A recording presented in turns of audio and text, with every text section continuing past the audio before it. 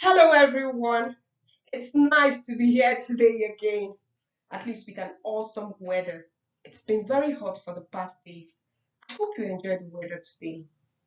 My name is Oroma, and in my team of presenters with me, I have Ramandeep, Amandeep, Jacob, Hussein, and Kendi. We all will be taking you through an exciting presentation. We'll be discussing about collaboration, productivity, and delivering an effective message. Have you ever wondered why a message is not effective? You can signify by raising your hands up if you've ever experienced receiving a message that is not clear. Have you ever been in a team that you didn't get the right collaboration because messages were not passed on properly? Now, have you ever wondered why collaboration is very important for productivity, as well as delivering an effective message? Worked in a team before to deliver a project on a gas turbine, and we failed on our part as a team because there was poor collaboration, which led to poor productivity. Now, there are some key points we'll be looking at today, which entails you as a team member. How well do you communicate? We'll be looking at leadership skills and teamwork too, as well as conflict resolution and an effective meeting, not just a meeting, but an effective meeting. Thank you so much, Roma. Now let's talk about the four stages of team development. The first stage is forming stage. At this stage, team members do not know much about the project details, what's going to come in future. They feel excited and anticipated. This is the perfect time for a team leader to tell them what is going to happen in the future to gain their trust and give them strength so they can work properly. Then the storming stage comes, which is the reality stage, because they have started working now. At this point, team members feel frustrated, they feel anxiety because they do not know about the goals properly, they do not have trust on their team members. So that's why they feel frustrated at this stage. Then norming stage comes, where they have a shared goal now. Team members know each other's strength. They realize that instead of pointing out each other, they can achieve more by working together. They have accepted their strength, their team member strength, and they've started working properly. And the last stage comes, which is performing. Here, team members perform very well. They know how to communicate with each other, they trust each other, and they can evaluate what were the past problems and how they can solve them. So these are the four stages of team development.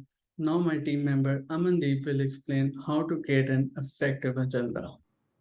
Thank you, Hussein. And this is Amandeep Kaur, and I'm going to talk about creating an effective agenda and why is it so important. So, creating an agenda can give directions. Meetings that has no agenda are most likely to have less direction and less productivity than more structured meetings with a preset list of discussion topics. This can lead to going off topic and can have a negative effect on getting the results you want. And most importantly, agenda ensures that you respect everyone's time. Next comes the preparation. Preparation is another aspect of creating agenda, and it allows participants to be prepared before the meeting and have any questions or answers. This may improve a lot of aspects of your meeting, such as improve productivity and engagement level. The quality of your meeting will improve, and if participants knows that the important or any relevant topics are going to be covered, they most likely to attend. And finally comes the feedback or changes. Creating an agenda allows the participants to give the meeting planner a feedback to make the changes to the agenda as necessary to include the topics of special concern. That's all for my part, and now Adelia is going to take over the presentation. Thank you, Amade, for that presentation. I'll be moving to the next slide, which talks about when you're trying to assign special roles to team members, make sure that each meeting should be properly facilitated.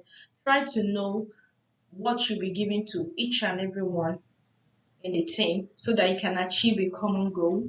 Roles should be held by different team members. As a team leader, make sure you assign roles to different team members so that you can try to divide, probably you can divide the work so that everyone can know their roles and work according to it properly. I'll be talking about the third point in this slide, which talks about discussions, decisions, and next steps should be discussed. While trying to make a good presentation, make sure you talk about the pros and cons, which might entails the discussions, the decisions, and every steps that will be used in order to achieve a good presentation. I'll be moving to the next slide, which has 3 points in it. One of the point talks about every person, which means every team must be accountable for every role that is being given to them. Be accountable for it, do your work diligently. I'll be talking about the next point, which says team member must exhibit specific behaviors. Let everyone do their work and let there be good coordination among the team members. The last point here says being a team leader does not place you in command of the team, but this makes you to make sure that you guide your team members, you make sure they're doing the right thing so you can achieve a common goal. Now I'll be giving the next slide to Ramade to talk more about this topic. Thank you. Thank you, Adelia. I am Ramandeep Kaur. I am going to talk about reinforced team objectives. The foundation of every great team is a direction that energizes, orients, and engages its members. Teams can't be inspired if they don't know what they are working toward and don't have explicit goals. Team also need to the right mix of number of members. Having the right sport is the third condition that enables team effectiveness. Establishing the first three enabling conditions will pay for the team success. A shared mindset among the team members, something team leaders can do by fostering a common identity and common understanding.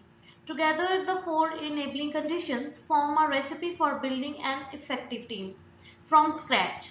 But even if you inherit an existing team, you can set the stage for its success by following on the four fundamentals. The next is over communicate. In many ways, good listening is a good leadership. By practicing actively listening to your team members, you will gain important information and build your relationship with them. Context matters, and communicating through the wrong channel can undermine or even destroy your message.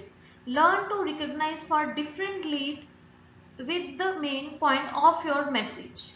And the best way to encourage effective internal communication is to lead the charge with actions as well as words. Thank you. That's all for my section. Now Jacob is going to take over the presentation. Thank you, Ramandeep. As my colleague has already mentioned few important points on how to be an effective team leader, I would like to add another point to it, which is creating a supportive climate. Create a culture of support. Offer to help a colleague meet an important deadline. Notice when somebody is having a bad day and ask if they need any help. Encourage creativity and collaboration. A team leader can set the tone for the team by encouraging creativity and being positive and a respectful role model. Develop positive and critical feedback. Clear, compassionate, honest, and critical feedback that catches issues at the low level can directly contribute to trust, accountability, and improved performance. Critical feedbacks can be difficult, but it is a vital component of creating a positive workplace environment. Don't forget to celebrate. Take time to recognize and celebrate every project milestone. Find small and meaningful ways to say thank you and recognize outstanding work of each and every colleague. Now, let's have a look on conflicts in teams. Conflicts play an important role in team development. They are divided into two categories, cognitive and affective. Cognitive conflicts is the differences in understanding contents or task, whereas affective conflicts is the differences in personality and relationships. Problem arises when teams allow cognitive conflicts to become affective conflicts. Well, this brings us to the end of the presentation. I would like to end it with an interesting quote on teamwork. Talent wins games, but teamwork wins championships. Thank you.